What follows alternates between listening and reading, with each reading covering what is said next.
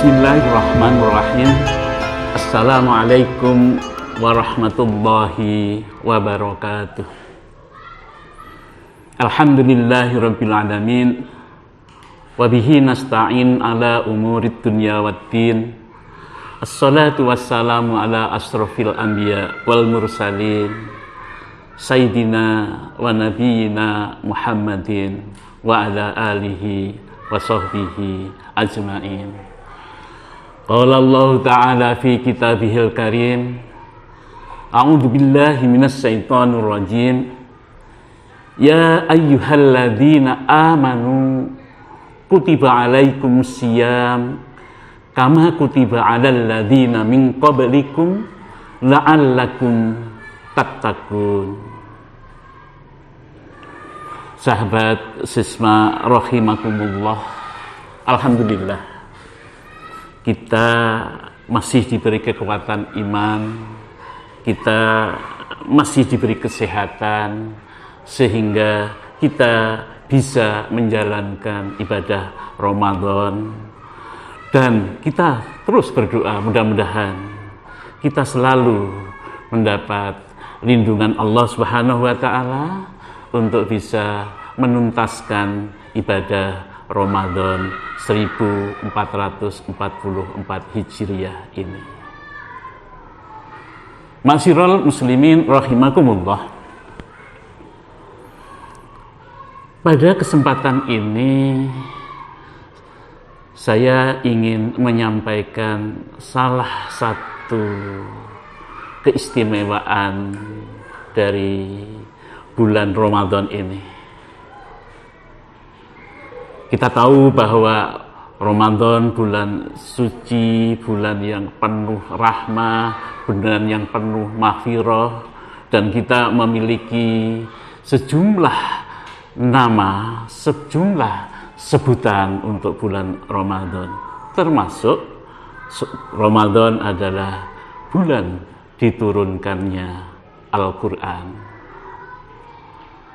Syahrul Ramadan alladzi unzila fihil Qur'an hudal linnas wa bayyinatin minal huda wal furqan. Bulan Ramadan adalah bulan diturunkannya Al-Qur'an, yang Al-Qur'an itu sendiri adalah hudal linnas, petunjuk bagi manusia, wa bayyinatin minal huda wal furqan, dan yang bisa menjelaskan mana yang hak dan mana yang batil. Semua langkah kita, semua gerak kita, semua aktivitas kita sebagai muslim, sebagai muslimah, tentunya mengacu, merujuk pada Al-Quran. Petunjuk dalam Al-Quran ini memang kita gunakan, kita pakai sebagai referensi, olah fisik kita, olah fikir kita, dan olah hati kita mestilah sejalan dengan Al-Quran.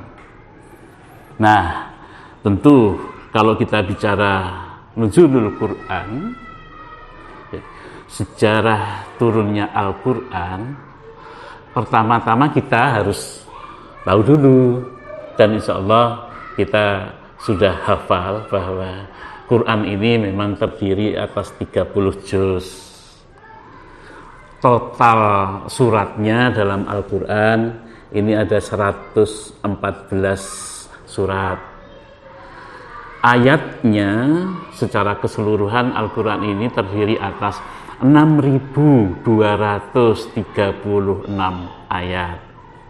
Nah, kalau kita lihat yang dalam bentuk tulisnya, saya ngecek di Quran yang resmi Utsmani yang diterbitkan di Haramain, di Masjidil Haram dan Masjid Nabawi, itu jumlah halamannya 604. Ini penting agar kita memperingati Al-Quran ini tahu betul bahwa ternyata bahwa juznya 30, ayatnya 114, ayatnya ada 6236, dan jumlah halamannya ada 604 halaman. Nah, berikutnya yang perlu kita tahu di sini adalah pertama kali diturunkannya Al-Quran. Jadi surat Al-Alaq itu, jadi Iqra' bismi rabbikal ladzi khalaq sampai dengan ayat kelima, itu adalah pertama kali diturunkannya Al-Quran di Gua Hira. Menurut beberapa riwayat, untuk pertama kali turun ini di malam 17 Ramadan. Jadi itu makanya di negara kita, di Indonesia, kita memperingati Nuzulul Quran itu adalah di hari ke-17 Ramadan. Ayat terakhir yang diturunkan Allah Subhanahu wa taala kepada Nabi kita Muhammad sallallahu alaihi wasallam itu adalah ayat 3 dari surat Al-Maidah. Itu diturunkan sewaktu Rasulullah menjalankan haji wada, haji terakhir. A'udzubillahi minasyaitonirrajim. Al-yauma akmaltu lakum dinukum wa atmamtu 'alaikum ni'mati wa raditu lakumul Islam dina. Hari ini telah kusempurnakan agamamu. Ini adalah mengakhiri dari seluruh surat-surat yang ada di dalam Al-Quran ini. Nah, sahabat Sisma rahimakumullah, jadi begitu kita memperingati nuzul Quran, kita harus ingat betul bahwa yang kita peringati Al-Quran itu jumlahnya seperti itu, waktunya seperti itu. Dan yang penting lagi lah, ini harus kita pelajari bersama, kandungannya apa sih? Isinya apa?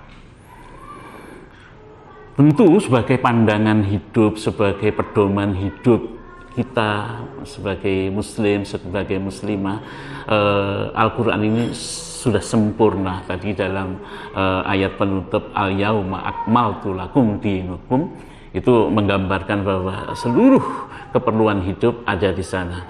Bahwa kalau dipilah-pilah dalam kandungan Al-Quran itu isinya kaitan dengan akidah, dengan tauhid kita, keimanan kita, jadi pada Gusti Allah, kepada kita, kepada Rasul, seperti yang kita kenali seperti itu. Itu memang kandungan utama dari Al-Quran.